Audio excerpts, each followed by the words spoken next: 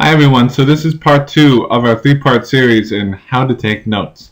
And today we're going to be talking about how do we organize notes so that they best benefit us. And again, that's our little mascot for this series.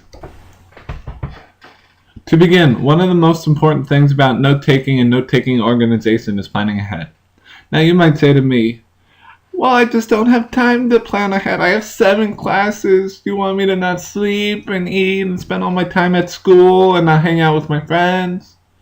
Well, I hope with this presentation at least, we can give you guys some idea that planning ahead has importance, that maybe reading the textbook ahead of time has importance, and it helps you get more from class. So first, if you read ahead, it will give you some idea of what is important in the subject that we're teaching that class period. So if we're teaching about Egypt and you read ahead in the chapter in the textbook about Egypt, you'll see what the textbook emphasizes as important and how the textbook organizes the subject. If you see us emphasize the same things that the textbook does as important, then you probably ought to write it down, because we're emphasizing a similar key concept or key term. So reading ahead tells you basically some idea of what might be a key concept or key term during that class period that you might need to write down.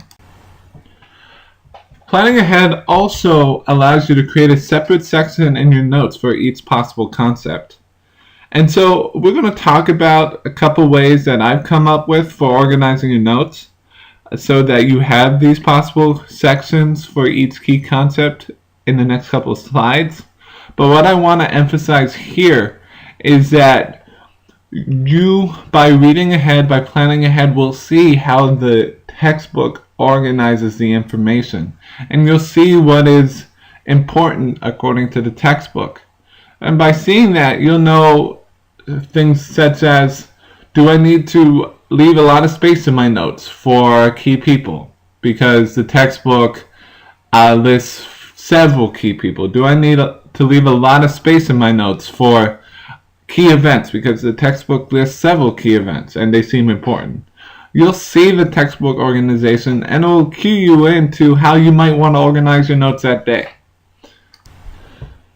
So one way I found that is really helpful for organizing notes is by using the subject headings of the textbook to guide writing notes. And so what you do is on the left side you put the subject headings, and then on the right side you put the information from the lecture. And what you want to do is put similar information to the subject heading nearest to the subject heading. So for example, what you might have is on the left side you'd have the subject heading of the geography of Egypt. And then right next to it on the right side, you would have information talked about during the lecture about the geography of Egypt. You wouldn't have information about Egypt unites into a kingdom close to the geography of Egypt subject heading. Rather, you'd have a couple spaces, and then on the left side, you'd have Egypt unites into a kingdom. And then right next to it, on the right side, you'd have information relating to that. And so basically the idea is you fit information from the lecture underneath the subject heading. And you do it in a split page format so that you can cover the right side of the paper and quiz yourself using the subject headings from the textbook. Another way I found to organize notes is to take those same subject headings we talked about earlier and transform them into questions. And then, as we talked about earlier, you fit the ideas of the lecture closest to where the question is. And so, for example, what is the geography of Egypt? You might fit the Nile River there. You might fit desert there.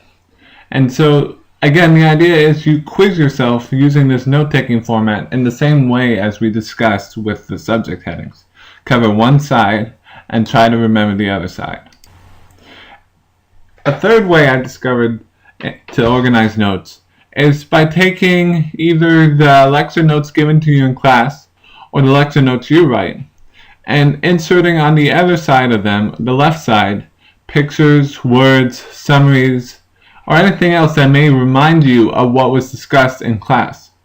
And again, the idea is you very much quiz yourself in the same way as we discussed before, covering one side and trying to remember the other side.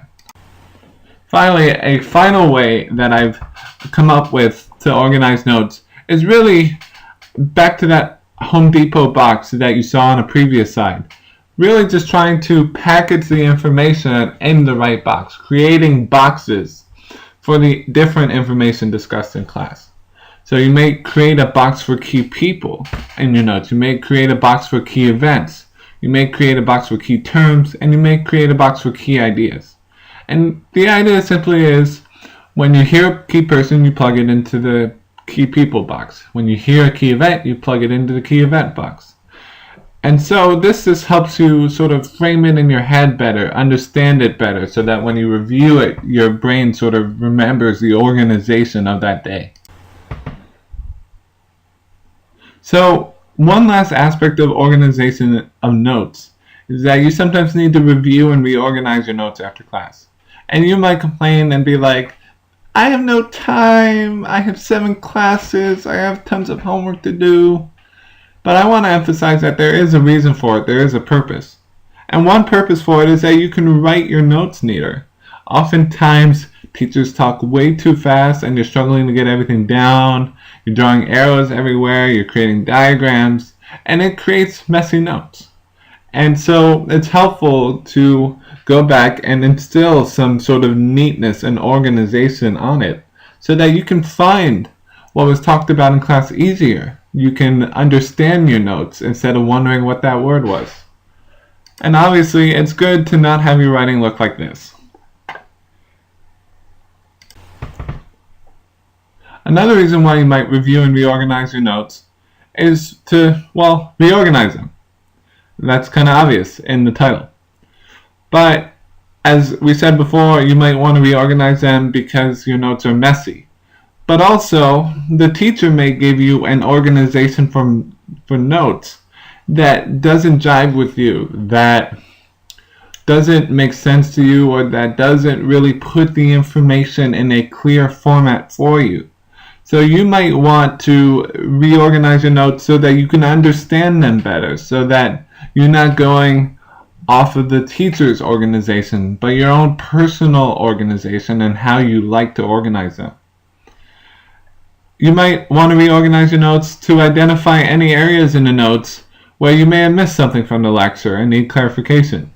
Again, as we talked about before, any lecturer, any person talking to a group of people, it's their obligation to clarify anything that you may have missed. And so by reviewing the notes, you may have noticed, hey, I didn't get too much of the class when we hit this point in the class. So I need to ask him about it. I need to actually understand what I missed. You also might need to reorganize your notes or review them to add memory aids, because oftentimes class goes by so fast that you're not able to add those little pictures or words or just ways to remember things easier to the left side of the notes, as we talked about before. Finally, you might want to do this to talk to your classmates and find out what they found important in the class. They may have found different things important than you. And by talking with them, by working with them, you can add those important things that you may have missed or that they may have thought more important in your notes and in your study. Finally, in conclusion, please see the Google document that we're going to give you for the appropriate assignment for this lecture. And have a great day.